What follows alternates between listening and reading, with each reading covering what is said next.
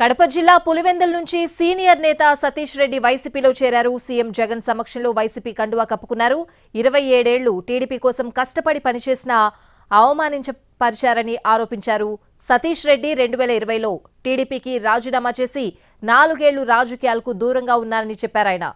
అప్పుడు తనను పట్టించుకొని టీడీపీ వైసీపీ నుంచి పిలుపు రాగానే రాయబారాలకు పంపిందని అన్నారు. చంద్రబాబు అవకాశవాదానికి ఇదే నిదర్శనమన్నారు సతీష్ రెడ్డి.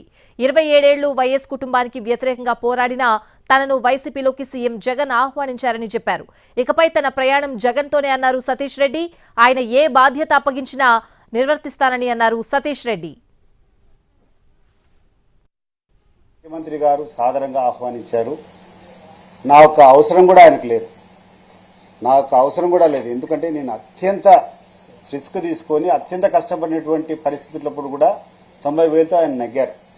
నా అవసరం 1% కూడా లేనప్పటికీ కూడా ఆయన ఎందుకు పిలిచాడు నాకైతే అర్థం కావడం లేదు.